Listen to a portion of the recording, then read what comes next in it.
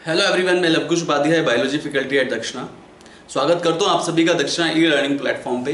तो जो आज का हमारा टॉपिक है वो है एवोल्यूशन। बहुत ही इंटरेस्टिंग टॉपिक है, ये बिल्कुल नया टॉपिक है जो आज मैं डिस्कस करने जा रहा हूँ। तो इस टॉपिक को बड़े ध्यान से समझना, ये एग्जाम पॉइंट ऑफ व्यू के लिए भी बहुत इंपॉर्टेंट है। एग्जाम्स में भी इससे रिलेटेड क्वेश्चन पूछे जाते हैं और आपकी नॉलेज के लिए भी ये बहुत ही इंपॉर्टेंट टॉपिक है। तो इस टॉपिक को बड़े ध्यान से समझना है। तो इस टॉपिक को स्टार्ट करने जा रहा हूँ। तो सबसे पहले मैं इवोल्यूशन की डेफिनेशन से स्टार्ट करता हूँ। What is evolution exactly? Evolution है क्या, ये आपको पता होना चाहिए। अगर कोई आपसे आके पूछता है कि इवोल्यूशन क्या है, ठीक है, या एकदम से ऑल ऑफ सडन एक इवोल्यूशन नाम का टर्म आपके सामने आ जाता है कि इवोल्यूशन, तो सबसे पहले हमारा जो दिमाग है, मैनी मैन मैनी माइंड्स, सबका अलग अलग दिमाग होता है, सबकी अलग अलग सोच होती है।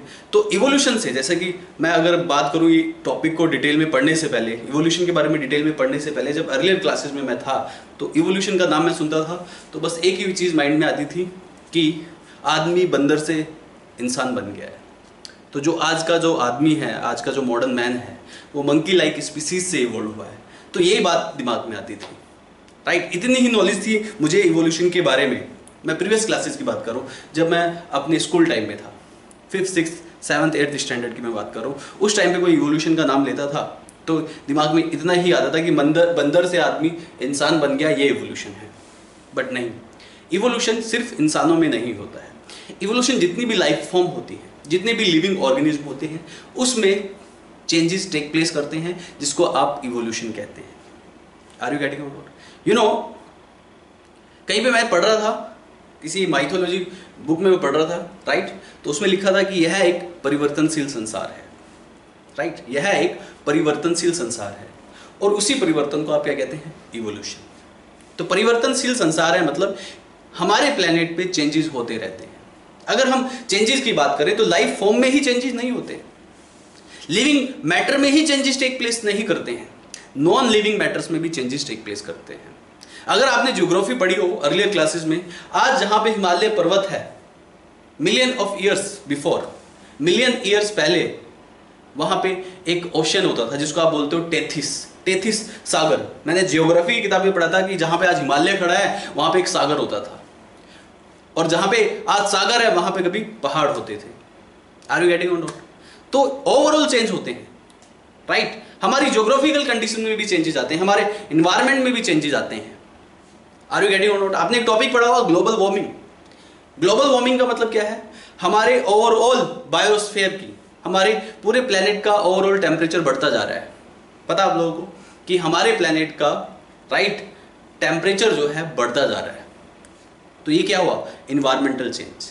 अगर इस टेम्परेचर को कंट्रोल नहीं किया गया, इस ग्लोबल टेम्परेचर को कंट्रोल नहीं किया गया, राइट, तो जहां पे लैंड है वहां पे वाटर हो जाएगा, और जहां पे वाटर है वहां पे लैंड हो जाएगा, यानी कि प्रलय आ जाएगी। क्या आ जाएगी? प्रलय, ठीक है, जिसे आप चेंज कहते हैं। तो जो चेंज है, मैं चेंज की बात कर रहा हूं, इवोल्यूशन भी एक चेंज ही है, इसको मैं डिटेल में बताऊंगा आपको। तो जो चेंज है वो इनऑर्गेनिक मैटर में, वो लिविंग मैटर में भी होता है और वो नॉन लिविंग मैटर में भी होता है। तो this is evolution and this is all about change. और हम यहाँ पे किसके चेंज की बात कर रहे हैं? हम यहाँ पे लिविंग बीइंग, लाइफ फॉर्म के चेंजेस की बात कर रहे हैं। Are you getting it? जितनी भी प्रेजेंट डे स्पीसीज आप देखते हैं, जितनी भी प्रजातियां आपने ऑब्जर्व की हैं, जितने भी आसपास आपके एनिमल्स हैं, जितने भी आसपास आपके प्लांट्स हैं, सारे तो आपने ऑब्जर्व नहीं किए होंगे। आर यू गेटिंग और नॉट? लेकिन बहुत सारी प्रजातियां हैं इस प्लेनेट पे, बहुत सारी स्पीसीज है, बहुत बड़ी एक रिच बायोडाइवर्सिटी है हमारे प्लेनेट पे, right. 1.8 billion, 1.7 to 1.8 million species consider की जाती हैं हमारे प्लेनेट पे। लगभग इतनी सारी प्रजातियां हैं। क्या ये इतनी सारी प्रजातियां पहले से है? अगर मैं मिलियन ऑफ ईयर्स की बात करूं, इवोल्यूशन एक बहुत ही ग्रेजुअल चेंज है, बहुत ही स्लो चेंज है। इसमें आप सेंचुरीज के हिसाब से कैलकुलेट नहीं कर सकते हो, इसमें आप थाउजेंड ऑफ ईयर्स के हिसाब से कैलकुलेट नहीं कर सकते हो। इसको आपको कैलकुलेट करना है मिलियन ऑफ ईयर्स बिफोर। अगर मैं 1 मिलियन ईयर्स बिफोर की बात करूं, जो आज के टाइम में स्पीसीज हैं, जो प्रजातियां आज के टाइम में हमारे सराउंडिंग में प्रेजेंट है, क्या वो 1 मिलियन ईयर्स बिफोर थी? क्या ये हमारा जो प्लेनेट है जैसा हमें आज दिखाई देता है, क्या ये मिलियन ऑफ ईयर्स बिफोर एजिरिस था? क्या यहाँ पे सरवाइव करने वाली जितनी भी प्रजातियां हैं, जितनी भी स्पीसीज हैं, जितने भी ऑर्गेनिज्म टाइप है, मिलियन ऑफ ईयर्स बिफोर क्या ये एजिटिस थे? राइट। तो ये इतने सारे क्वेश्चंस हमारे माइंड में आते हैं। जो आज का मॉडर्न मैन है, जिसको आप ह्यूमन बीइंग कहते हैं, राइट, क्या 1 लाख साल पहले या 2 लाख साल पहले ह्यूमन बीइंग नाम की कोई स्पीसीज थी?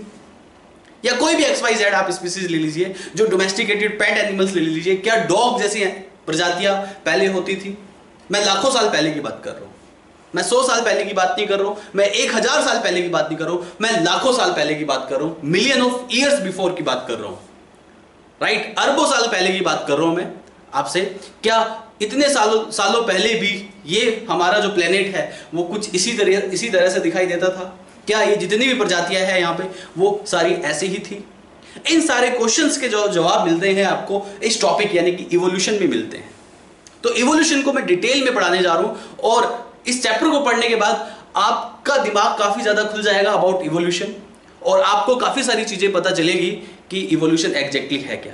इस चैप्टर को पढ़ाने का जो मेरा पर्पज है वो सिर्फ यही पर्पज नहीं है कि आप एग्जाम क्वालिफाई कर जाएं या नीट एग्जाम की प्रिपरेशन के लिए, उसके लिए तो मैं पढ़ा ही रहा हूं, वो तो मेरा अल्टीमेटली एक प्राइमरी गोल है कि आप मैक्सिमम से मैक्सिमम मार्क्स अपने जो है मैक्सिमम से मैक्सिमम मार्क्स जो है स्कोर कर सके। लेकिन इस चैप्टर को पढ़ाने के पीछे मेरा एक और पर्पज होता है कि आपको अच्छे से इवोल्यूशन को समझ में आ जाए, अच्छे से इवोल्यूशन आपको क्लियर हो जाए, राइट, और आपका इवोल्यूशन के जितने भी रिलेटेड कॉन्सेप्ट है वो सब अच्छे से क्लियर हो जाए। इवोल्यूशन अगर देखा जाए तो इवोल्यूशन एक मेनली एविडेंस बेस्ड स्टोरी है। आर यू गेटिंग और नॉट? इवोल्यूशन में जो फैक्ट्स हैं, राइट, जो आप प्रैक्टिकल फैक्ट्स हैं वो बहुत कम होते हैं। ये पूरा एविडेंस बेस्ड चैप्टर है, राइट। काफी सारे एविडेंसेस के बेसिस पे आप फैक्ट्स बनाते हो और उन फैक्ट्स को इवोल्यूशन टॉपिक में आपने फ्रेम कर दिया जिसको आप आज पढ़ रहे हैं। तो इवोल्यूशन को मैं डिटेल में डिस्कस करने जा रहा हूं, तो ध्यान से समझिएगा इवोल्यूशन क्या है। सो लिसन केयरफुली। तो इवोल्यूशन की बात कर रहा हूं मैं। Evolution, this is the how you will define evolution, the gradual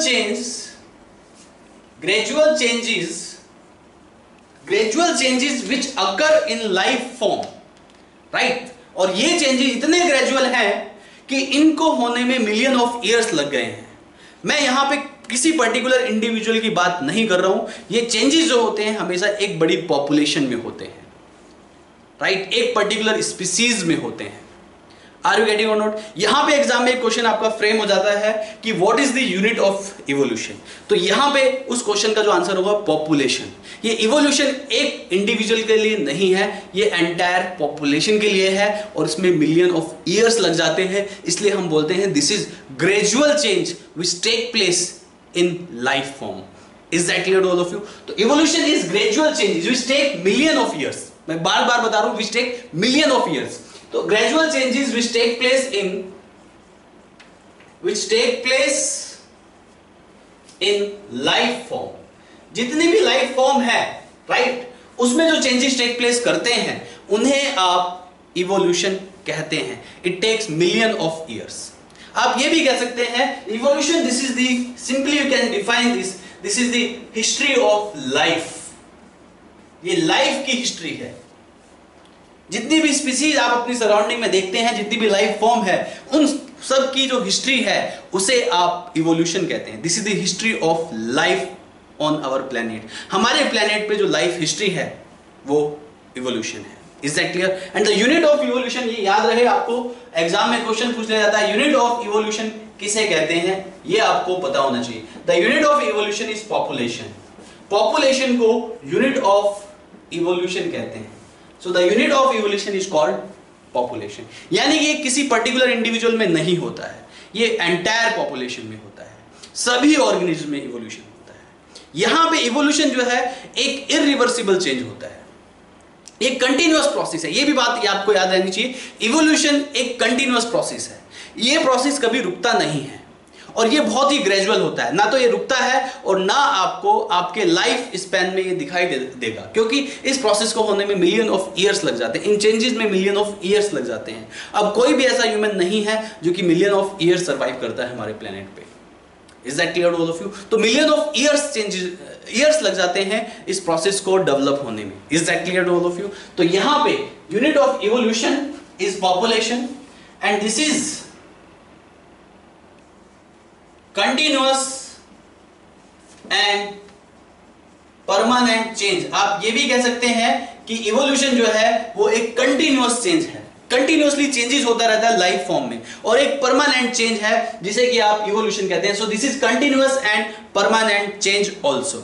यहां पे इवोल्यूशन को हम एक इरिवर्सिबल चेंज भी कहते हैं, irreversible change. Evolution is irreversible change. Evolution जो है उसमें वो जो है अपने आप में एक इरिवर्सिबल चेंज है। जितनी भी लाइफ फॉर्म आप देख रहे हैं वो उसमें जो चेंजेस आए हैं वो इरिवर्सिबल चेंजेस आए हैं, राइट। एक मंकी लाइक स्पीसीज से ह्यूमन लाइक स्पीसीज का इवोल्यूशन हो गया, लेकिन ह्यूमन लाइक स्पीसीज से मंकी लाइक स्पीसीज का इवोल्यूशन नहीं होगा। तो मंकी लाइक स्पीसीज से ह्यूमन लाइक स्पीसीज इवॉल्व हुई है, लेकिन ये प्रोसेस कभी भी रिवर्स नहीं हो सकता है। यानी कि इवोल्यूशन एक इरिवर्सिबल चेंज भी है। क्या है इवोल्यूशन? एक इरिवर्सिबल चेंज भी है, and this is called Dollo's law, right. This is called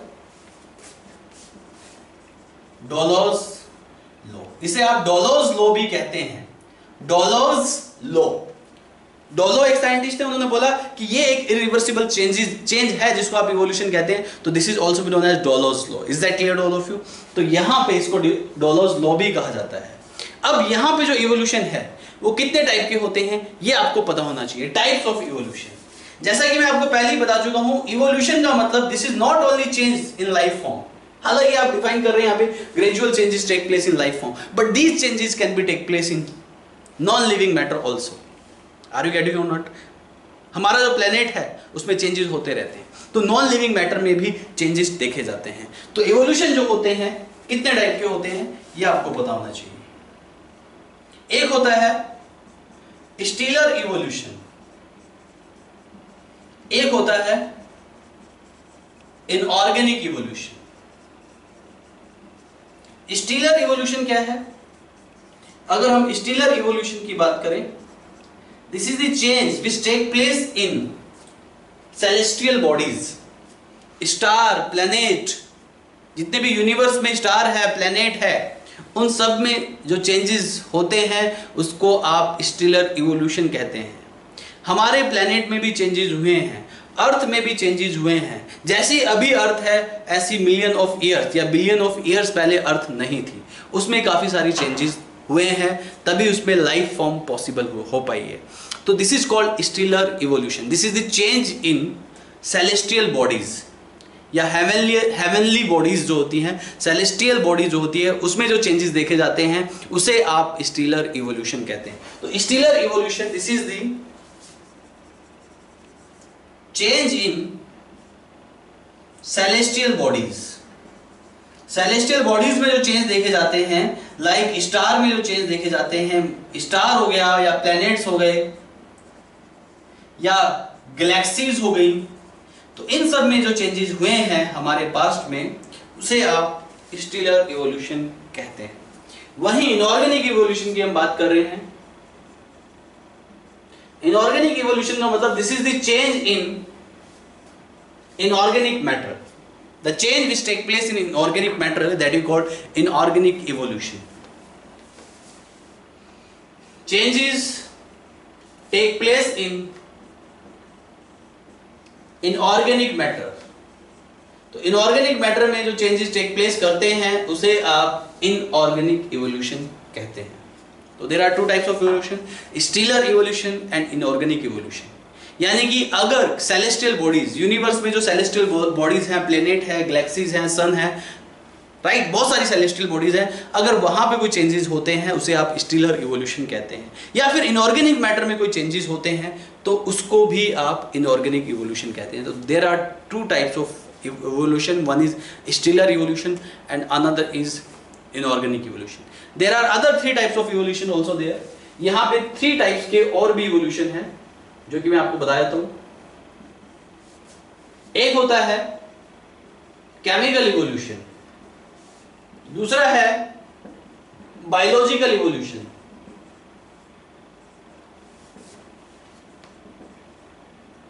chemical evolution को कीमोजेनी भी कहा जाता है, ठीक है। बायोलॉजिकल इवोल्यूशन, इसके बाद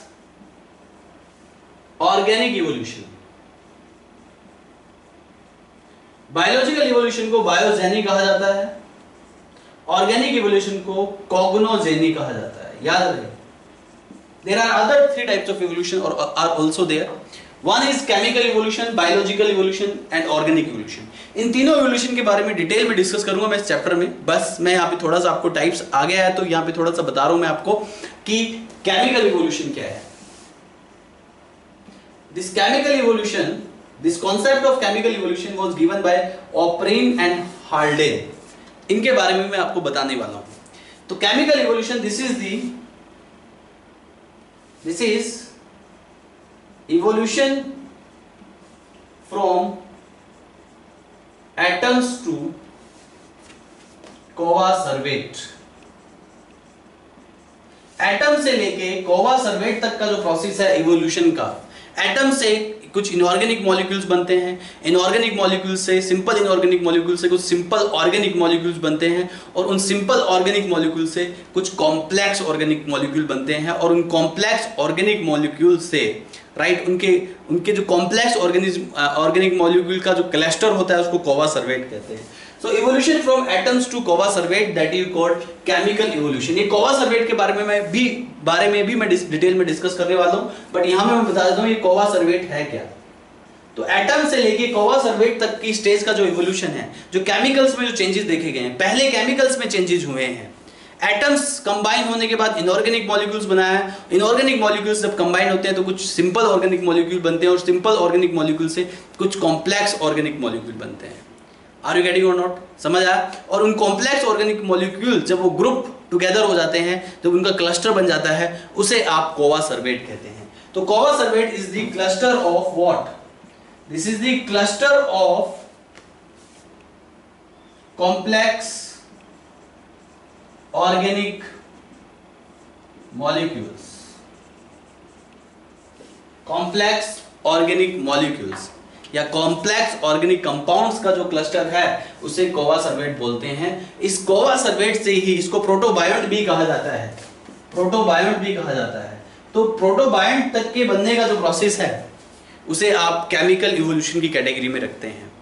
और ये जो प्रोटोबायोंट है ये क्लस्टर ऑफ मॉलिक्यूल्स हैं। क्लस्टर ऑफ मॉलिक्यूल से माना जाता है कि पहली सेल जो है वो इस क्लस्टर ऑफ मॉलिक्यूल से डिराइव्ड हुई थी। प्रोटोबायोंट से पहली सेल जो है इवोल्व हुई थी, और ये क्लस्टर ऑफ मॉलिक्यूल्स में प्रोटीन, लिपिड का क्लस्टर माना जाता है। बाद में न्यूक्लिक एसिड भी ऐड हुआ। आपको पता होना चाहिए कि सेल्स के जो मेन कंपोनेंट होते हैं प्रोटीन, लिपिड और न्यूक्लिक एसिड होते हैं। लिपिड सेल की बाउंड्री बनाता है, फॉस्फोलिपिड बाइलेयर, आपने पढ़ा होगा। अंदर जो है प्रोटीन कंटेंट होते हैं और इसके अलावा न्यूक्लिक एसिड कंटेंट होते हैं। तो इनका जो क्लस्टर है उसको प्रोटोबायोंट कहते हैं। तो केमिकल एटॉमिक स्टेज से लेके जो प्रोटोबायोंट तक की स्टेज है उसको केमिकल इवोल्यूशन में हम डिफाइन करते हैं। Is that clear? दूसरा है बायोलॉजिकल इवोल्यूशन। इनके बारे में मैं डिटेल में भी आपको डिस्कस करने वाला हूं। अभी यहाँ पे इवोल्यूशन का इंट्रोडक्शन चल रहा है तो ये टाइप्स भी डिस्कस करने जरूरी हो जाते हैं। Is that clear all of you? तो यहाँ पे दूसरा है बायोलॉजिकल इवोल्यूशन। अगर बायोलॉजिकल इवोल्यूशन की बात करें so this is the evolution from protobiont stage to first cell. तो पहली जो सेल बनी प्रोटोबायोंट स्टेज से लेके जो पहली सेल बनने तक का जो प्रोसेस है उसे बायोलॉजिकल इवोल्यूशन कहते हैं। First living cell. तो पहला जो ऑर्गेनिज्म माना जाता है हमारे प्लेनेट पे वो एक यूनिसेलुलर लाइफ फॉर्म था। एक फर्स्ट जो लिविंग सेल है वो एक सिंगल सेल ऑर्गेनिज्म था, ये कंसीडर किया जाता है। Is that clear all of you? तो फर्स्ट जो लाइफ फॉर्म है वो जो है एक सिंगल सेल ऑर्गेनिज्म था। तो प्रोटोबायोंट से ही सिंगल सेल ऑर्गेनिज्म यानी कि फर्स्ट लिविंग सेल डेवलप हुई है। Is that clear? और प्रोटोबायोंट से, प्रोटोबायोंट क्या है? This is the cluster of molecule. Chemical evolution मैंने बताया कि जो एटॉमिक स्टेज से लेके प्रोटोबायोंट तक का जो प्रोसेस है, एटॉमिक स्टेज से प्रोटोबायोंट तक का जो प्रोग्रेशन प्रोसेस चला हुआ है, राइट? आर यू गेटिंग और नॉट? जो प्रोग्रेसिव प्रोसेस है यानी कि जो इवोल्यूशन है प्रोटोबायोंट का, एटॉमिक स्टेज से प्रोटोबायोंट तक का जो इवोल्यूशन है उसे आप केमिकल इवोल्यूशन कहते हैं। और प्रोटोबायोंट क्या है? क्लस्टर ऑफ मॉलिक्यूल्स है। This is the cluster of protein, lipid या फिर nucleic acid. Is that clear? So this is the cluster of protein and lipids का मेनली इसको प्रोटीन और लिपिड का क्लस्टर माना जाता है। ये हो गया आपका केमिकल इवोल्यूशन। अब वो जो क्लस्टर है, cluster of complex organic molecules है, वो क्लस्टर ऑफ कॉम्प्लेक्स मॉलिक्यूल अपने आप को फर्स्ट लिविंग सेल में इवॉल्व करता है। Is that clear to all of you? Step by step I will discuss about all these things in detail also. तो biological evolution क्या है? This is the evolution between protobiont to first living cell. First living cell तक का जो evolution है उसे biological evolution कहते हैं। प्रोटोबायंट तक का जो इवोल्यूशन है उसे केमिकल इवोल्यूशन कहते हैं। फर्स्ट लिविंग सेल यानी कि जो क्लस्टर ऑफ मॉलिक्यूल्स है प्रोटोबायंट ने अपने आप को लिविंग सेल में मॉडिफाई कर लिया। Is that clear all of you? तो उस प्रोसेस को आप बायोलॉजिकल इवोल्यूशन कहते हैं। And the last is organic evolution. Organic evolution. Organic evolution is what? This organic evolution, this is the evolution from first living cell to recent. अब तक का जो प्रोसेस है, अब तक जितनी भी स्पीसीज इवॉल्व हुई है पहले लिविंग सेल से लेके अब तक जितनी भी प्रजातियां इवॉल्व हुई हैं हमारे प्लेनेट पे, उसे आप ऑर्गेनिक इवोल्यूशन कहते हैं। तो बायोलॉजिकल इवोल्यूशन के बाद ऑर्गेनिक इवोल्यूशन आता है। सबसे पहले केमिकल इवोल्यूशन आता है, यानी कि कोवा सर्वेट या प्रोटोबायंट बनने तक का जो प्रोसेस है। प्रोटोबायंट क्या होता है? This is the cluster of molecules, cluster of complex molecule, biomolecule का जो क्लस्टर है, राइट, उसे आप प्रोटोबायंट कहते हैं। तो पहले बायोमॉलिक्यूल्स बने, उसके बाद लाइफ बनी।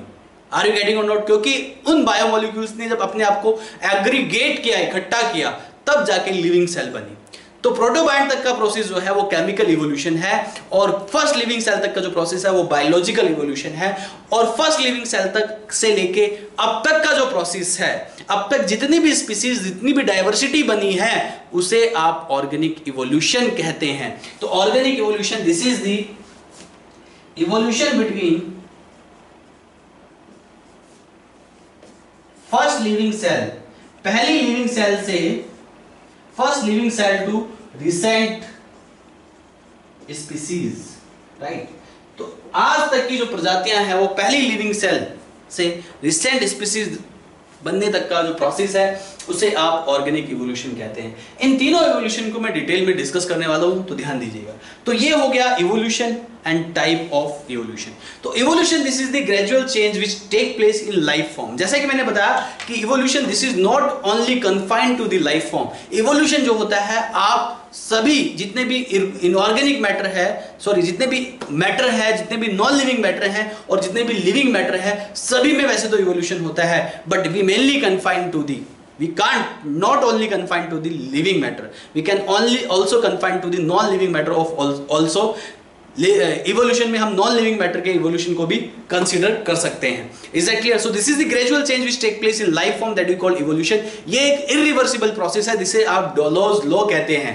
Are you getting or not? और ये एक परमानेंट चेंज होता है, ये कंटिन्यूअस प्रोसेस है, ये प्रोसेस कभी रुकता ही नहीं है, कंटिन्यूअसली होता रहता है। Is that clear? जिसको आप इवोल्यूशन कहते हैं। Is that clear to all of you? तो ये एक कंटिन्यूअस प्रोसेस है। इसके अलावा इवोल्यूशन कितने टाइप के होते हैं? स्टीलर इवोल्यूशन और इनऑर्गेनिक इवोल्यूशन। स्टीलर इवोल्यूशन, अगर सेलेस्टियल बॉडीज, गैलेक्सीज, प्लेनेट में कोई चेंज आ रहा है, राइट, उसे आप स्टीलर इवोल्यूशन कहते हैं। इवोल्यूशन, लाइफ फॉर्म के इवोल्यूशन से पहले स्टीलर इवोल्यूशन हुआ। Is that clear? प्लेनेट का इवोल्यूशन हुआ। Is that clear to all of you? Stars का इवोल्यूशन हुआ, गैलेक्सीज का इवोल्यूशन हुआ, यूनिवर्स का इवोल्यूशन हुआ। Is that clear? ये सब स्टीलर इवोल्यूशन में आते हैं। सेलेस्टियल बॉडीज में जो इवोल्यूशन देखा जाता है वो सब स्टीलर इवोल्यूशन में आता है। इसके अलावा जो इनऑर्गेनिक इवोल्यूशन है, इनऑर्गेनिक इवोल्यूशन मतलब इनऑर्गेनिक मटेरियल में कोई इवोल्यूशन है।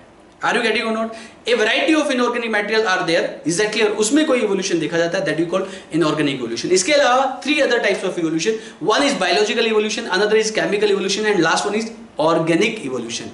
तो यहाँ पे जो chemical evolution है, this is the evolution, right, of chemicals. Chemicals का evolution है, यानी कि प्रोटोबायंट बनने तक का evolution है। जब केमिकल्स जो हैं पहले एटॉमिक फॉर्म में होते हैं, फिर वो इनऑर्गेनिक मॉलिक्यूल्स बनाते हैं, कुछ सिंपल और ऑर्गेनिक मॉलिक्यूल बनाते हैं, और उसके बाद कुछ सिंपल कॉम्प्लेक्स ऑर्गेनिक कंपाउंड बनाते हैं। Is that clear? और जब वो कॉम्प्लेक्स ऑर्गेनिक कंपाउंड बना देते हैं तो वो कॉम्प्लेक्स ऑर्गेनिक कंपाउंड एग्रीगेट कर जाते हैं, इकट्ठा कर जाते हैं, और जब वो इकट्ठा कर जाते हैं, that you called cluster of biomolecule, and that cluster of biomolecule is called protobiont. I will discuss in detail about all this. Is that clear to all of you? तो वो आपका जो क्लस्टर ऑफ बायोमोलिक्यूल है is that clear to all of you? उसे आप क्या कहते हैं? कोवा सर्वेट। तो प्रोटोबायंट तक का बनने का जो प्रोसेस है उसको केमिकल इवोल्यूशन कहते हैं, और प्रोटोबायंट से लेके लिविंग सेल तक बनने का जो प्रोसेस है उसको बायोलॉजिकल इवोल्यूशन कहते हैं। और फर्स्ट लिविंग सेल से लेके अब तक जितनी भी रिसेंटली जितनी भी स्पीसीज बन चुकी हैं वहां तक का जो प्रोसेस है उसको ऑर्गेनिक इवोल्यूशन कहते हैं। सो this is all about the introduction of evolution. अब यहाँ पे हम इवोल्यूशन की बात कर रहे हैं, हम यहाँ पे बात कर रहे हैं gradual change take place in life form. जो भी लाइफ हिस्ट्री रही है, डिफरेंट वैरायटी की स्पीसीज हैं, डिफरेंट लाइफ फॉर्म है हमारे प्लेनेट पे, वो जितनी भी लाइफ फॉर्म है उनकी हिस्ट्री के बारे में हम जानना चाहते हैं। क्या वो लाइफ फॉर्म आज ऐसी हैं जो जैसी आज है, क्या वो पहले भी ऐसी थी? तो ओवरऑल हिस्ट्री है ये, एक तरीके से लाइफ फॉर्म की हिस्ट्री है। लेकिन लाइफ फॉर्म की हिस्ट्री जानने से पहले हमें ये जानना ज्यादा जरूरी है कि वो लाइफ फॉर्म ओरिजिनेट कैसे हुई, उसके ओरिजिन के बारे में जानना जरूरी है। तो इससे पहले लाइफ फॉर्म यानी कि इवोल्यूशन यानी कि उसके चेंजेस को जानने से पहले हमें ये जानना जरूरी है कि वो हमारे प्लेनेट पे ओरिजिनेट कैसे हुई। पहली जो लाइफ फॉर्म है वो क्या थी, जितनी भी लाइफ फॉर्म है किस तरीके से ओरिजिनेट हुई, हम यहाँ पे लाइफ ओरिजिन ऑफ लाइफ की पहले बात करेंगे। राइट, लाइफ हिस्ट्री को जानने से पहले ओरिजिन ऑफ लाइफ हमें पता होना जरूरी है। अब ओरिजिन ऑफ लाइफ जानने से पहले हमें पता होना चाहिए ओरिजिन ऑफ अर्थ। राइट, क्योंकि लाइफ किस पे ओरिजिनेट हुई है? अर्थ पे ओरिजिनेट हुई है। तो हमें यह भी जानना है कि ओरिजिन ऑफ अर्थ कैसे हुई है। Is that clear? इसके बाद हमें यह भी जानना है कि जो अर्थ है वो एक मिल्की वे गैलेक्सी का पार्ट है और बिलियन ऑफ गैलेक्सीज जो है हमारे यूनिवर्स में है। राइट, अब यहां पे यूनिवर्स में क्या है? बिलियन ऑफ गैलेक्सीज है। अब यूनिवर्स कैसे बना ये भी आपको जानना जरूरी है। तो सबसे पहले मैं स्टार्ट करूंगा ओरिजिन ऑफ यूनिवर्स से, उसके बाद ओरिजिन ऑफ अर्थ में बताऊंगा और उसके बाद I will come to the origin of life. So first of all I am going to discuss in detail about origin of universe. You must understand about the origin of universe, so listen carefully. तो सबसे पहले मैं आपको origin of universe के बारे में बता रहा हूं, which is also given in your NCERT book. ध्यान दीजिएगा प्लीज। ओरिजिन ऑफ यूनिवर्स की हम बात करते हैं, ध्यान दीजिएगा please, listen carefully. Origin of universe,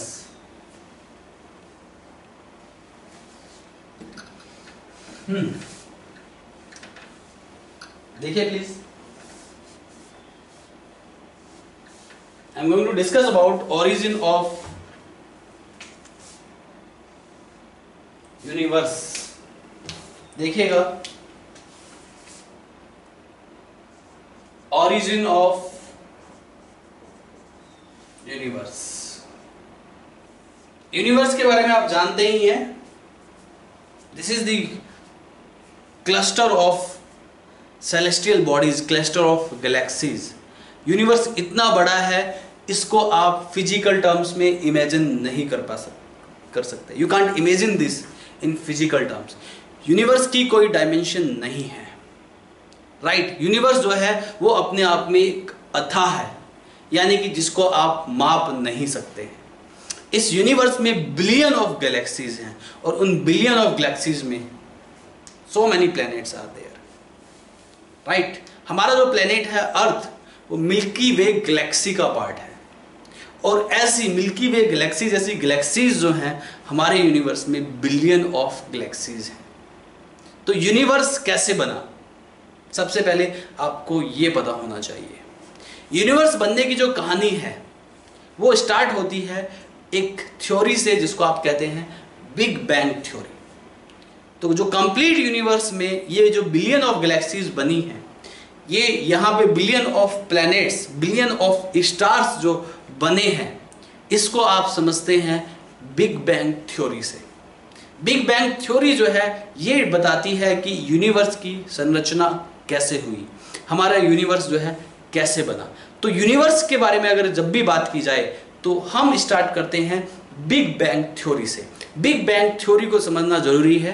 अगर आपने बिग बैंग थ्योरी को समझ लिया तो आपको समझ आ जाएगा कि ये जो इतना बड़ा यूनिवर्स है जिसको आप नहीं माप सकते हैं, जो कि अपने आप में अथाह है, राइट, उस यूनिवर्स की संरचना, उस यूनिवर्स, वो जो यूनिवर्स है वो कैसे बना, ये आपको पता होना चाहिए। सो लिसन केयरफुली। तो हम यहाँ पे ओरिजिन ऑफ यूनिवर्स, जो हमारा यूनिवर्स है ये कितने साल पुराना है ये आपको पता होना चाहिए। साइंटिस्ट के हिसाब से आवर यूनिवर्स, जो हमारा यूनिवर्स है, that is approximately, this universe जो है, this universe evolve before 20 billion years.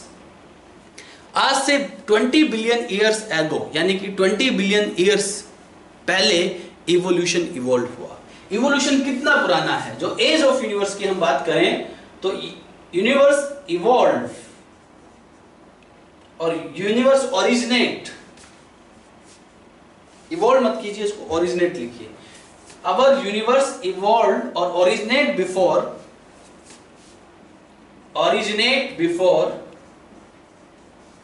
20 billion years. तो आज से 20 अरब साल पहले हमारा ब्रह्मांड बना। इसको हिंदी में हम ब्रह्मांड कहते हैं। आर यू गेटिंग और नोट? हिंदू माइथोलॉजी के हिसाब से यूनिवर्स को जो बनाया है वो ब्रह्मा जी ने बनाया है, इसलिए इसको ब्रह्मांड भी कहा जाता है, राइट। लेकिन हम यहाँ पे हिंदू माइथोलॉजी की बात नहीं कर रहे हैं, इसको आप यूनिवर्स बोलिए। यहाँ पे जो यूनिवर्स है वो 20 बिलियन ईयर्स पहले ओरिजिनेट हुआ है। Universe was originated before 20 billion years, right. और इसका ओरिजिन कैसे हुआ ये आपको पता होना चाहिए। इसके ओरिजिन को आप समझते हैं बिग बैंग थ्योरी से।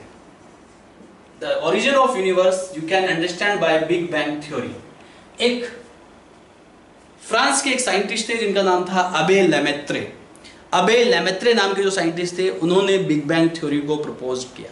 This big bang theory was proposed by, this theory was given bye, इस थ्योरी को जो दिया वो अबे लेमेत्रे नाम के एक साइंटिस्ट थे। अबे लेमेत्रे नाम के एक साइंटिस्ट थे।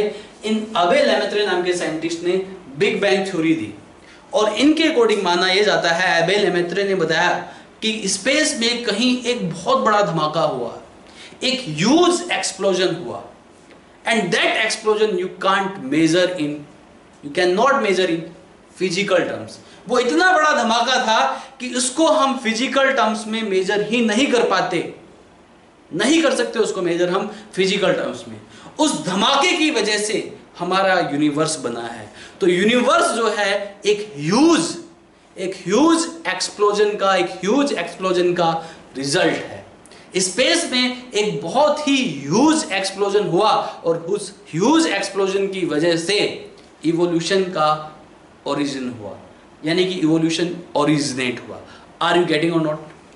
तो यूनिवर्स जो ओरिजिनेट हुआ है, this theory was given by Abbe Lemaître.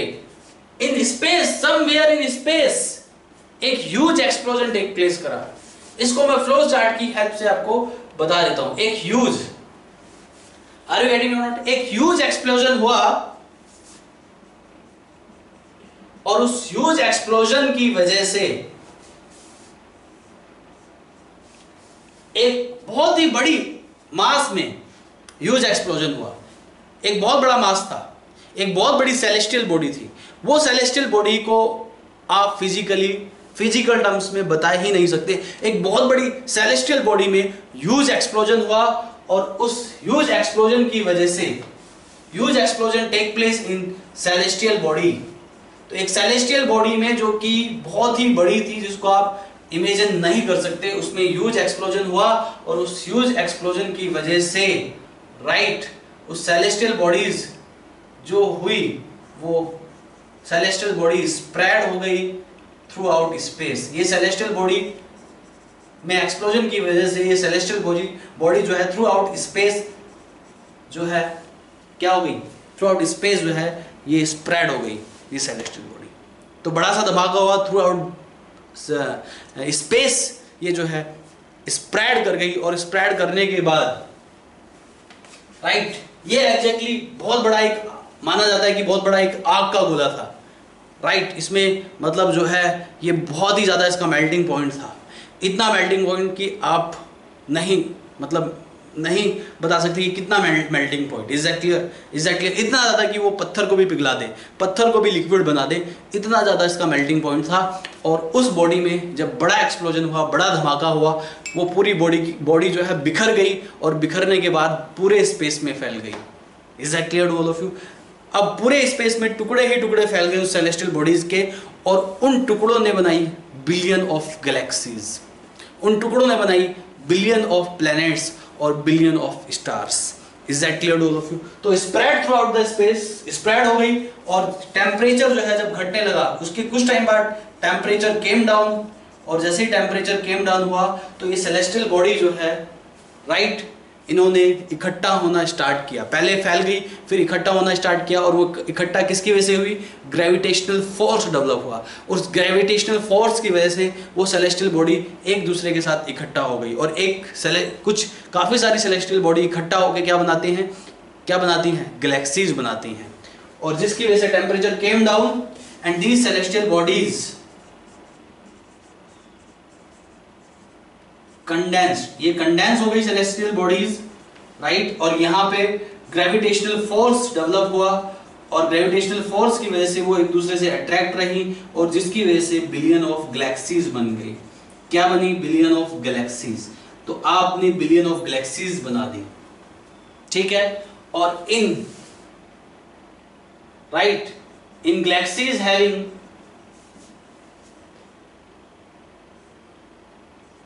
Solar system, इन सभी गैलेक्सीज में अपने अपने सोलर सिस्टम होते हैं। हमारा जो प्लेनेट है वो कौन सी गैलेक्सीज में आता है? मिल्की वे गैलेक्सीज। मिल्की वे, ये आपको पता होना चाहिए, दुग्ध मेखला बोलते हैं इसको हिंदी में। मिल्की वे गैलेक्सीज में आता है हमारा प्लेनेट, जिसको आप अर्थ कहते हैं। तो सिंपल है, स्पेस में कहीं एक बहुत बड़ी सेलेस्टियल बॉडी में ह्यूज एक्सप्लोजन हुआ, उस ह्यूज एक्सप्लोजन की वजह से वो सेलेस्टियल बॉडी के जो टुकड़े बने थे वो स्प्रेड कर गए पूरे स्पेस में, और स्प्रेड करने के बाद जब टेम्परेचर केम डाउन हुआ, जब टेम्परेचर घटा, तो टेम्परेचर घटने के बाद ये सेलेस्टियल बॉडी एक दूसरे के साथ आके कंडेंस्ड हो गई। मतलब इतना कंडेंस नहीं होगी कि वो चिपकी गई हैं, इज दैट क्लियर? एक दूसरे के नज़दीक आ गई, और उन सेलेस्टियल बॉडीज का एक ग्रुप बन गया जिसको आप गैलेक्सी कहते हैं। और ऐसी billion of galaxies are present in universe. Universe में ऐसी बिलियन ऑफ गैलेक्सीज हैं, उसमें से एक गैलेक्सी मिल्की वे गैलेक्सी आती है, जिसमें कि हमारा सोलर सिस्टम यानी कि हमारा जो प्लेनेट है अर्थ जो है, that is the part of milky Way Galaxy. अगर हम बात करें कि अर्थ की एक यूनिवर्स में पोजीशन क्या है, राइट, जैसे आपको एक व्हाइट बोर्ड दिखाई दे रहा है, कितना बड़ा बोर्ड है, इस बोर्ड पे मैंने यहाँ पे एक स्पॉट लगा दिया। Can you see this spot? आपको ये स्पॉट नहीं दिखाई देगा, मैंने यहाँ पे एक स्पॉट लगाया है। देखिए मैं फिर से एक स्पॉट लगा देता हूँ, तो यहाँ पे इस इतने बड़े बोर्ड पे जो एक स्पॉट की पोजीशन है, वही यूनिवर्स में एक हमारे जो प्लेनेट है अर्थ की पोजीशन एक स्पॉट जैसी है, एक स्पैक जैसी है, एक बिंदु जैसी है। इतना यूनिवर्स इतना बड़ा है। तो ये हो गया आपका origin of universe. Is that clear? अब हम बात करते हैं ओरिजिन ऑफ अर्थ की। So listen carefully, next is origin of earth, that I am going to discuss in detail. हमारी जो अर्थ है, हमारा जो प्लेनेट है, राइट, ये कितना पुराना है ये आपको पता होना चाहिए। और earth is 4.5 billion years old, billion years old.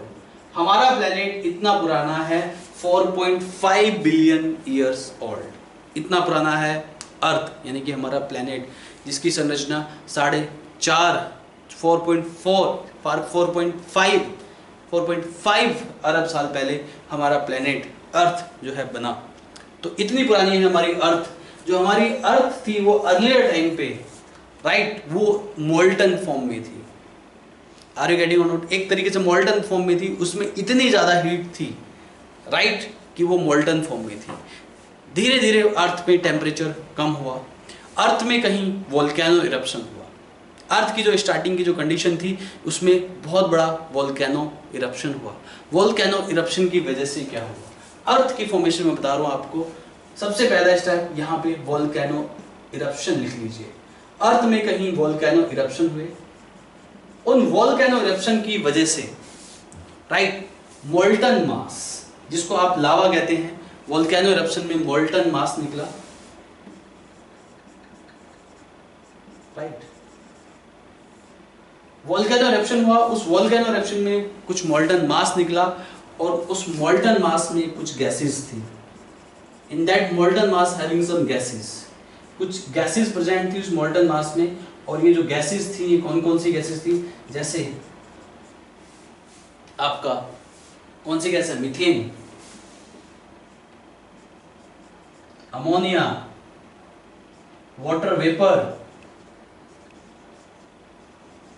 Methane, ammonia, water vapour जैसी गैसेस, राइट, CO2 जैसी गैसेस, ये सारी गैसेस उस मोल्टन मास में मौजूद थी। और इन्हीं गैसेस से बाद में ओरिजिन ऑफ लाइफ का एविडेंस मैं आपको बताऊंगा किस तरीके से ओरिजिन ऑफ लाइफ हुआ।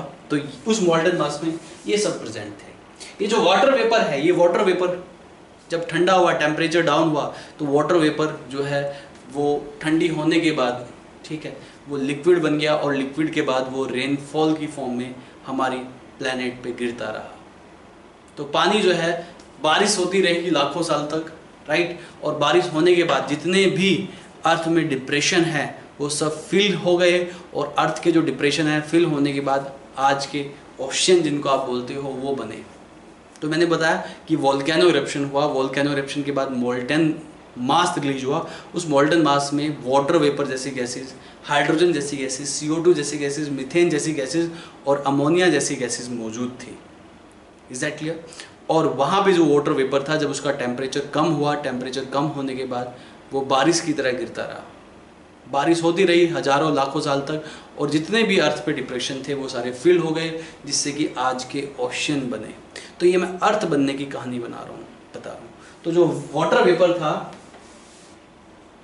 इस वाटर वेपर में का जब टेम्परेचर गिरा, टेम्परेचर गिरने के बाद रेनफॉल हुआ, और रेनफॉल की वजह से fill all the depression on earth, fill all the depressions on earth. Earth पे जितने भी डिप्रेशंस थे वो सारे भर गए, एंड क्या हुआ, फॉर्मेशन ऑफ ओशन। तो ओशन की फॉर्मेशन हो गई। किसकी फॉर्मेशन हो गई? ओशन की फॉर्मेशन हो गई। तो वाटर वेपर ठंडा हुआ, रेनफॉल हुआ, रेनफॉल के बाद जितने भी डिप्रेशन थे वो सारे भर गए, और आज का ओशन बना। हमारा जो अर्लियर एटमॉस्फेयर था वो एक रिड्यूसिंग एटमॉस्फेयर था, उसमें ऑक्सीजन नहीं थी, उसमें ऑक्सीजन नहीं थी, राइट। कुछ रिएक्शंस भी यहाँ पे पूछ लिए जाते हैं। उस टाइम पे कंडीशन जो है हमारे प्लेनेट की बिल्कुल अलग थी। कुछ जो वाटर वेपर थी that is exposed by UV radiation, water UV rays के कांटेक्ट में आया, यूवी रेडिएशंस ज्यादा एक्सपोज होता था हमारे प्लेनेट पे, क्योंकि ओजोन जैसी लेयर मौजूद नहीं थी हमारे अर्लियर एटमॉस्फेयर में, हमारे अर्लियर अर्थ में, right. Ozone layer was absent, तो ओजोन लेयर एब्सेंट थी, तो यूवी रेडिएशंस का डायरेक्ट एक्सपोज होता था। तो वाटर वेपर जब यूवी रेडिएशन के कांटेक्ट में आया तो हाइड्रोजन जैसी गैसेस बनी और ऑक्सीजन जैसी गैसेस भी बनी। Is that clear to all of you? अब जब इस ऑक्सीजन ने यहाँ पे मीथेन के साथ कंबाइन किया या अमोनिया के साथ कंबाइन किया, तो CO2 जैसी गैसेस बनी एंड कुछ अदर गैसेस भी बनी, CO2 एंड अदर गैसेस बन गई। ये पूरा एनसीईआरटी में मेंशन है, ये आपको याद होना चाहिए। हमारे प्लेनेट पे वोल्केनो इरप्शन हुआ, उसमें मोल्टन मास निकला, उस मोल्टन मास में मीथेन जैसी गैसेस, अमोनिया जैसी गैसेस, राइट, वाटर वेपर जैसे गैसेस, हाइड्रोजन जैसी गैसेस, CO2 जैसी गैसेस, ये सब बाय प्रोडक्ट निकला, ये सब बाय प्रोडक्ट निकला। और इन्हीं गैसेस ने हमारे अर्थ के एनवेलप, जिसको एटमॉस्फेयर बोलते हैं, उसको तैयार करने में मदद की। वाटर वेपर को यूवी रेडिएशन से एक्सपोज हुआ। कुछ वाटर वेपर तो ऐसा हुआ कि पानी जो है मोल्टन मास में जो पानी निकला था, राइट, जो वाटर वेपर निकली थी वो ठंडी हुई रेनफॉल की फॉर्म में, राइट। सबसे पहले पानी ही हमारे प्लेनेट पे आया रेनफॉल की फॉर्म में, वो जितने भी डिप्रेशन थे हमारे प्लेनेट पे उन सबको फिल कर दिया। ओशियन कैसे बने ये मैंने आपको बता दिया। एग्जैक्टली वाटर वेपर जब यूवी रेडिएशन के कांटेक्ट में आई तो हाइड्रोजन एंड ऑक्सीजन जैसे कंपोनेंट में टूट गया। ऑक्सीजन ने जो है CH3NH3 जैसे मॉलिक्यूल्स के साथ रिएक्ट किया, CO2 जैसे गैसेज और अदर गैसेज जो कि हमारे एटमॉस्फेयर में मौजूद है, नाइट्रोजन ऑक्साइड जैसी गैसेज को बनाना स्टार्ट कर दिया। Is that clear to all of you? वहीं राइट अर्लियर एटमॉस्फेयर पे अर्लियर एटमॉस्फेयर, ये एग्जाम में क्वेश्चन फ्रेम हो जाता है, ये आपको पता होना चाहिए। हमारे अर्लियर एटमॉस्फेयर में ऑक्सीजन नहीं थी। अभी ये जो ऑक्सीजन है ये फ्री ऑक्सीजन नहीं है। यूवी रेडिएशन की वजह से जो ऑक्सीजन निकली है वो किसी दूसरे मॉलिक्यूल के साथ कंबाइन होकर दूसरी गैसेस बनाई है, लेकिन फ्री ऑक्सीजन अभी भी हमारे प्लेनेट पे नहीं है। तो जो हमारा अर्लियर एटमॉस्फेयर था उसमें ऑक्सीजन नहीं थी, ये बात आप याद रखिएगा, ये एग्जाम में क्वेश्चन आ जाता है। हमारा जो अर्लियर एटमॉस्फेयर था वो एक रिड्यूसिंग एटमॉस्फेयर था। जो अर्लियर एटमॉस्फेयर माना जाता है, अर्लियर एटमॉस्फेयर वो एक रिड्यूसिंग एटमॉस्फेयर था। अर्लियर एटमॉस्फेयर पे कोई भी ऑक्सीजन नहीं थी। हमारा जो अर्लियर एटमॉस्फेयर है वो रिड्यूसिंग एटमॉस्फेयर माना जाता है, वहां पे ऑक्सीजन इवॉल्व नहीं हुआ। Is that clear? और पहली लाइफ फॉर्म भी उसी रिड्यूसिंग एटमॉस्फेयर में इवॉल्व हुई। ये भी एग्जाम में क्वेश्चन फ्रेम हो जाता है कि first life form oxidizing atmosphere में इवॉल्व हुई या फिर रिड्यूसिंग एटमॉस्फेयर में पहली लाइफ फॉर्म इवॉल्व हुई। तो answer will be reducing atmosphere. तो पहली जो लाइफ फॉर्म है वो इवॉल्व हुई रिड्यूसिंग एटमॉस्फेयर में, ये बात आपको याद होनी चाहिए। एटमॉस्फेयर जो था हमारा अर्लियर एटमॉस्फेयर हमारे प्लेनेट का, वो एक रिड्यूसिंग एटमॉस्फेयर था। वो क्या था? एक रिड्यूसिंग एटमॉस्फेयर था। ऐसे ही बाद में यहाँ पे ओजोन लेयर की फॉर्मेशन भी हुई, राइट? तो जो यहाँ पे मोल्टन मास में थोड़ी बहुत ऑक्सीजन निकल रही थी, उसने मोनोवैलेंट ऑक्सीजन के साथ कंबाइन होके ओजोन बनाना स्टार्ट कर दिया। तो at the end ozone layer बन गई, और ओजोन लेयर बनने के साथ हमारा जो एटमॉस्फेयर है वो प्रोटेक्ट हो गया अल्ट्रावायलेट रेडिएशन से। पहले हमारा प्लेनेट कंप्लीटली एक्सपोज था अल्ट्रावायलेट रेडिएशन के लिए। उसके बाद राइट मोल्टन मास से में जो वाटर निकला, यूवी रेडिएशन से ऑक्सीजन बनी, वही ऑक्सीजन ने मोनोवैलेंट ऑक्सीजन के साथ कंबाइन होके ओजोन बनाई, और ओजोन जो है हमारे एटमॉस्फेयर में के बाहर एक प्रोटेक्टिव लेयर है जो कि हमें यूवी रेडिएशन से प्रोटेक्ट करती है। Is that clear to all of you? तो ये सारी इंफॉर्मेशन आपको पता होना चाहिए। So this is all about origin of earth. Now I am going to discuss about origin of life.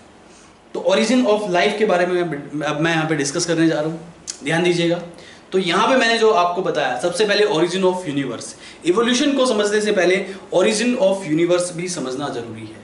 Evolution जैसे कि मैंने आपको बताया कि ग्रेजुअल चेंजेस हैं जो कि हमारी लाइफ फॉर्म में टेक प्लेस करते हैं। जितनी भी लाइफ फॉर्म है प्लेनेट पे जो आज आपको दिखाई देती हैं, मिलियन ऑफ ईयर्स पहले ये ऐसी लाइफ फॉर्म नहीं थी, राइट? ये सारी लाइफ फॉर्म, सारे लिविंग ऑर्गेनिज्म, सारी स्पीसीज, पूरी की पूरी biodiversity, everything, all the life form, right, are the result of evolution. हम सभी इवोल्यूशन का रिजल्ट है, right? I am also the result of evolution, you are also the result of evolution, every human being is also the result of evolution. तो सभी के सभी evolution का result है। Is that clear to all of you? तो evolution, this is the history of life form. क्या है? अगर हम डायरेक्टली बोले तो ये हिस्ट्री ऑफ लाइफ फॉर्म है, लेकिन लाइफ फॉर्म की हिस्ट्री से पहले हमें पता होना चाहिए ये लाइफ फॉर्म बनी कहाँ है। हमारे प्लेनेट पे, अर्थ पे ये लाइफ फॉर्म बनी है, तो हमें हिस्ट्री ऑफ अर्थ भी पता होना चाहिए। और हर अर्थ किसका पार्ट है? अर्थ जो है वो यूनिवर्स का पार्ट है, तो हमें यूनिवर्स की भी हिस्ट्री पता होनी चाहिए। तो यूनिवर्स की हिस्ट्री जो आप समझते हैं बिग बैंग थ्योरी से समझते हैं कि स्पेस में एक बहुत बड़ी सेलेस्टियल बॉडी, एक ह्यूज मास में एक बड़ा सा धमाका हुआ, एक्सप्लोजन हुआ, और एक्सप्लोजन होने के बाद वो ह्यूज बॉडी जो है छोटी छोटी सेलेस्टियल बॉडीज में ब्रेक हो गई, और ब्रेक होने के बाद वो पूरे यूनिवर्स में स्प्रेड कर गई। और पूरे यूनिवर्स में स्प्रेड करने के बाद जब टेम्परेचर डाउन हुआ तो एक दूसरे के नज़दीक आने लगी, तो उन्होंने ग्रुपिंग बनाना स्टार्ट कर दिया, और उस ग्रुपिंग ऑफ सेलेस्टियल बॉडीज को आपने कहा गैलेक्सीज। और ऐसी बिलियन ऑफ गैलेक्सीज हैं प्लेनेट पे है, उसमें से एक बहुत ही इंपॉर्टेंट गैलेक्सी जिसका नाम है मिल्की वे गैलेक्सीज, जिसमें कि हमारा प्लेनेट आता है, अर्थ जिसको कहते हैं। यूनिवर्स जो है 20 बिलियन ईयर्स ओल्ड है, हमारा जो प्लेनेट अर्थ जो है वो 4.5 बिलियन ईयर्स ओल्ड है। अर्थ जो है वो पूरी मोल्टन फॉर्म में था, इतना ज़्यादा टेम्परेचर था, बहुत ही ज़्यादा टेम्परेचर था। आर यू गेटिंग और नॉट?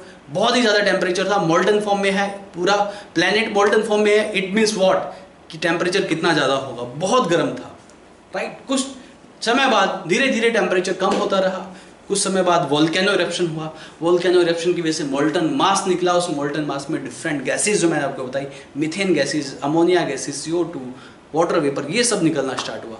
वाटर वेपर जो है यूवी रेज के कांटेक्ट में आने के बाद वहाँ पे हाइड्रोजन एंड ऑक्सीजन जैसी गैसेज रिलीज हुई, बट ऑक्सीजन, वो इतनी ऑक्सीजन नहीं थी कि वो ऑक्सीडाइजिंग एटमॉस्फेयर बना पाए। वो ऑक्सीजन जो है दूसरे गैसेस के साथ कंबाइन हो गई, मीथेन के साथ कंबाइन हो गई, अमोनिया के साथ कंबाइन होकर उसने CO2 और अदर गैसेस को बनाना स्टार्ट किया जो कि हमारे एटमॉस्फेयर में थी। और हमारा जो अर्लियर एटमॉस्फेयर था वो रिड्यूसिंग एटमॉस्फेयर था, तो पहली जो लाइफ फॉर्म इवॉल्व हुई वो भी रिड्यूसिंग एटमॉस्फेयर में ही इवॉल्व हुई। आर यू गेटिंग और नॉट? Is that clear? तो पहला जो एटमॉस्फेयर था वो रिड्यूसिंग एटमॉस्फेयर था। उसके बाद ओजोन भी बनी, राइट? ओजोन जो है एक प्रोटेक्टिव शील्ड बन गई हमारे एटमॉस्फेयर से बाहर, जिसने कि हमें प्रोटेक्ट किया। Is that clear to all of you? और इसके बाद एक चीज़ पॉइंट और मैं आपको बता रहा था कि यहाँ पे जितना भी वाटर वेपर निकला, टेम्परेचर कम होने के बाद हजारों लाखों साल तक बरसात होती रही और अर्थ में जितने भी डिप्रेशन थे वो सब भर गए और आज के ओशंस बन गए। सो this is all about the origin of earth. Now I'm going to discuss in detail about origin of life. तो अभी मैं origin of life के बारे में डिस्कस करने जा रहा हूँ, so listen carefully. तो origin of life की हम बात करते हैं।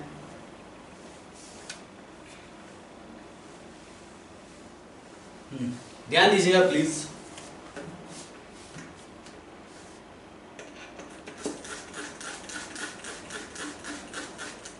origin of life,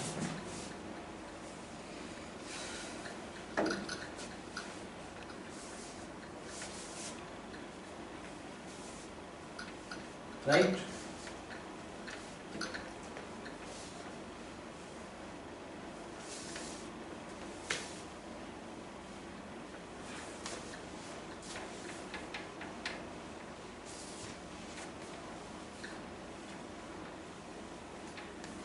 Now I'm going to discuss about origin of life.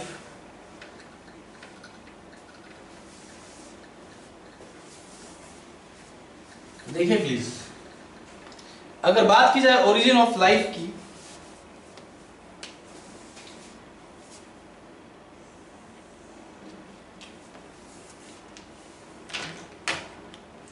ठीक है, माना जाता है कि जो फर्स्ट लाइफ फॉर्म है वो जो इवॉल्व हुई हमारे प्लेनेट पे, जो ओरिजिनेट हुई, राइट, वो 4 बिलियन ईयर्स बिफोर, यानी कि लगभग 4 billion years, 4.5 billion years old हमारा प्लेनेट है, और लगभग 4 बिलियन ईयर्स यानी कि 4 बिलियन साल पहले हमारी जो फर्स्ट लाइफ फॉर्म इवॉल्व हुई, ये माना जाता है हमारे प्लेनेट पे। Is that clear to all of you?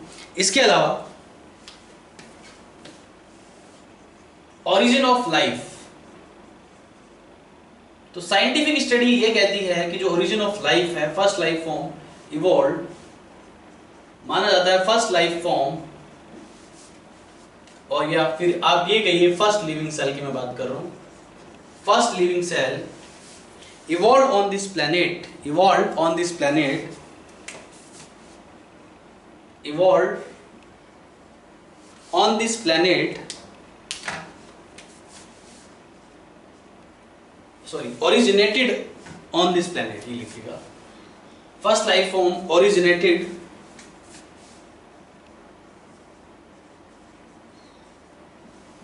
before 4 billion years.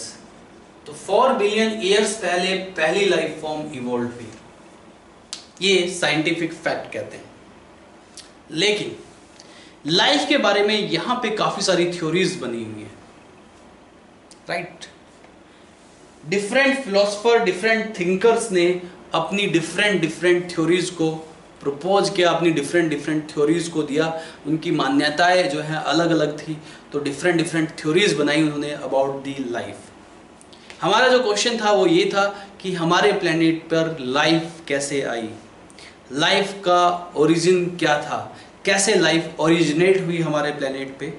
तो इसके पीछे काफ़ी सारी थ्योरीज भी हैं, राइट? बट ये कंपलसरी नहीं है कि जितनी भी थ्योरीज दी हैं ये कंप्लीटली एक्यूरेट हो, बट फिर भी हमें यहाँ पे इस चैप्टर में इन थ्योरीज के बारे में डिस्कस करना है, क्योंकि ये थ्योरीज के बारे में एग्जाम में पूछ लिया जाता है। Is that clear? तो यहाँ पे हम कुछ ओरिजिन ऑफ लाइफ से पहले एग्जैक्टली साइंटिफिक फैक्ट बताने के साथ साथ मुझे कुछ थ्योरीज के बारे में आपको बताना है। ये थ्योरीज जो है, इसमें से कुछ थ्योरी एक्यूरेट भी मानी जाती है, जो कि हमें ये एविडेंस देती है कि हाँ, लाइफ जो ओरिजिनेट हुई है हमारे प्लेनेट पे, कुछ इस तरह से ही हुई होगी। Is that clear?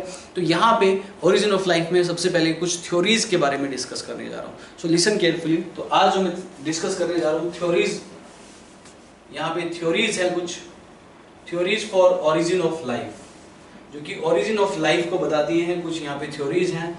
नंबर 1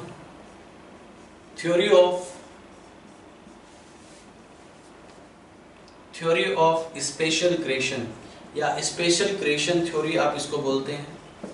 सबसे पहली थ्योरी कौन सी है? Theory of special creation, right. इसके बारे में बताऊंगा. उसके बाद theory of catastrophism, theory of catastrophism that I am going to discuss. Catastrophism. इसके बाद है थ्योरी ऑफ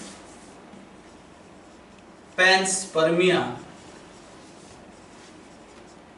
जिसको आप कॉस्मोजोइक थ्योरी कहते हैं. इसके बाद है थ्योरी ऑफ बायोजेनेसिस. इसके बाद है theory of spontaneous generation, theory of spontaneous generation. इसके बाद है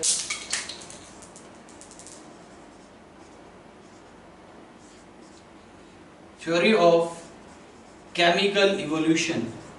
इसके बाद जो अगली थ्योरी है हमारी वो है थ्योरी ऑफ केमिकल इवोल्यूशन. तो ये सब थ्योरीज हैं जो कि डिफरेंट साइंटिस्ट ने दी, जो कि ये इंडिकेट करती हैं कि ओरिजिन ऑफ लाइफ कैसे हुआ है, राइट. तो ये जो थ्योरीज हैं इनको मैं डिटेल में डिस्कस करूंगा इन माय नेक्स्ट लेक्चर. तो अगली क्लास में, आज के लिए बस इतना ही. अगली क्लास में इन थ्योरीज के बारे में डिटेल में डिस्कस करूंगा. लेकिन मैं यहाँ पे एक आपको होमवर्क देके जा रहा हूँ. ये थ्योरीज आपको बहुत ही अच्छे समझ आएंगी. इन थ्योरीज को आपको एक बार पढ़ना है. आपके पास जो भी सोर्स हैं, जो मैंने थ्योरीज लिखी हैं, कुछ ज़्यादा थ्योरीज नहीं पढ़नी, ये 6 थ्योरी पढ़नी है आपको. Theory of special creation, theory of catastrophism, theory of panspermia, theory of biogenesis, theory of spontaneous generation, theory of chemical evolution. There are 6 theories right behind origin of life. Origin of life को बताने के पीछे ये 6 theories हैं. इन 6 theories को मैं detail में मैं अगली क्लास में डिस्कस करूँगा. लेकिन उससे पहले एक होमवर्क ये है आपके लिए कि इन थ्योरीज को आप अपने सोर्सेज से पढ़ के आएंगे. अगर आपके पास कुछ रेफरेंस बुक होती है जैसे ट्रूमैन वगैरह है, अगर वो है तो उसमें भी ये दी हुई हैं. और एनसीईआरटीज़ में भी ये ऑलमोस्ट सारी थ्योरी दी है. एक आध कोई थ्योरी नहीं होगी, आर यू गेटिंग और नॉट, बाकी सारी एनसीईआरटी में भी थ्योरी दी है. तो ये होमवर्क है आप लोगों के लिए. अगला लेक्चर में जब डिस्कस करूँगा आपको और अच्छे से क्लियर हो जाएगा. लेकिन उससे पहले इन थ्योरीज को आपको पढ़ना है, पढ़ के आना है. तो आज के लिए बस इतना ही. Thank you very much. Bye bye. Take care.